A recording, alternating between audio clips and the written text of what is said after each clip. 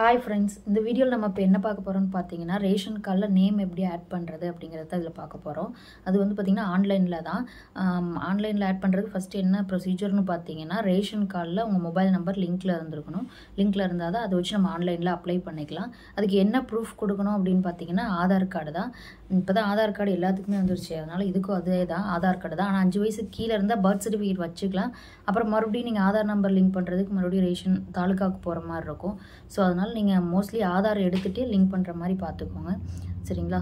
நம்ம எப்படி இது வந்து ஆன்லைன்ல நேம் ஆட் பண்ணலாம் அப்படிங்கறது இதல பார்க்கலாம் வாங்க. ஃபர்ஸ்ட் Chrome போய்க்கோங்க. Chrome போயிட்டு அதுல tnpds.gov.in அப்படினு டைப் பண்ணிக்கோங்க. டெக்ஸ்ட் கீழ கொடுத்திருக்க பாத்தீங்களா? டைப் பண்ணிட்டீங்கன்னா இந்த மாதிரி ஒரு ஹோம் பேஜ் ஓபன் ஆகும். அது கீழ ரைட் சைடுல ஸ்க்ரால் பண்ணிட்டே வாங்க. அதுல வந்திருக்கு பாருங்க உறுப்பினர் சேர்க்கை நீக்கம் எல்லா டீடைல்ஸும் காமிக்கிறதுல மேல உறுப்பினர் சேர்க்கை அப்படின்னு கொடுத்துருக்கு பாருங்க. அதை கிளிக் பண்ணி நீங்கள் என்ன மொபைல் நம்பர் ரேஷன் கார்டில் கொடுத்துருக்கீங்களோ அந்த மொபைல் நம்பர் கொடுத்து இங்கே கேப்சா கொடுத்து பதிவு செய்யன்னு கொடுத்தீங்கன்னா உங்களுக்கு ஒரு ஓடிபி உங்கள் மொபைலுக்கு போகும். அந்த ஓடிபியை நம்ம என்ட்ரு பண்ணுற மாதிரி இருக்கும். என்ட்ரு பண்ணி பதிவு செய்யன்னு கொடுத்தா நம்மளுக்கு உள்ள பேஜுக்குள்ளே போயிடும். வெயிட் பண்ணுங்கள், காமிக்கிறேன்.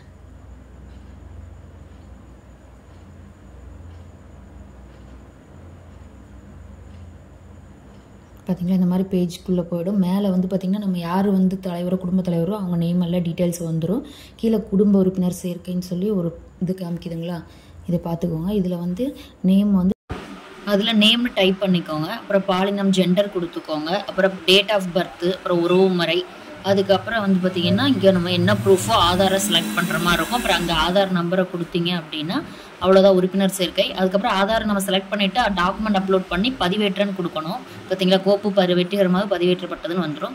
அதுக்கப்புறம் நம்ம வந்து பார்த்திங்கன்னா உறுப்பினர் சேர்க்கை ஆதார் நம்பர் கொடுத்ததுக்கப்புறம் உறுப்பினர் சேர்க்கை கொடுத்துக்கலாம். கோப்பு பதிவேற்றமாகப்பட்டதா? அப்புறம் உறுதிப்படுத்துதல் டிக் மார்க் கொடுத்து பதிவு செய்யுங்க. ஆட் ஆயிடும். திருத்தம் இருந்தால் திருத்தம் பண்ணிக்கலாம். இல்லாட்டி மறுபடியும் அதை ஓகேன்னு கொடுத்து உறுதிப்படுத்துதல் அப்படின்னு போட்டு டிக் மார்க் கொடுத்து பதிவு செய்யன்னு கொடுத்தீங்க அப்படின்னா அவ்வளோதான் குறிப்பு எண்ணுன்னு சொல்லி ஒன்று வந்துடும்.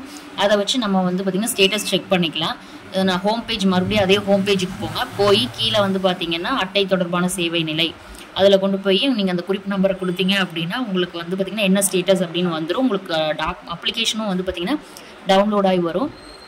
அதை வச்சு நம்ம வந்து பார்த்திங்கன்னா என்ன ஸ்டேட்டஸ் அப்படின்னு தெரிஞ்சுக்கலாம். ஒரு 10 டேஸ்க்குள்ளே நம்மளுக்கு மோஸ்ட்லி வந்து பார்த்திங்கன்னா நேம் ஆட் ஆயிரும். அதை வந்து நம்ம PDF ஃபார்மேட்லேயே வந்து பார்த்திங்கன்னா மொபைல் நம்பர் போட்டு லாகின் பண்ணி நம்ம எடுத்துக்கிற மாதிரி இருக்கும். சரிங்களா? இந்த மாதிரி தான் டவுன்லோட் அப்ளிகேஷன் வந்துருச்சு பாருங்கள். அதுக்கப்புறம் வந்து பார்த்தீங்கன்னா நீங்கள் அந்த அப்ளிகேஷனை எடுத்து வச்சுட்டு நம்ம ஒரு 1 வீக் கழிச்சு மறுபடியும் நீங்கள் என்ன ஸ்டேட்டஸ் அப்படிங்கிறத செக் பண்ணிக்கோங்க. சேம் அதே ப்ரொசீஜரில்.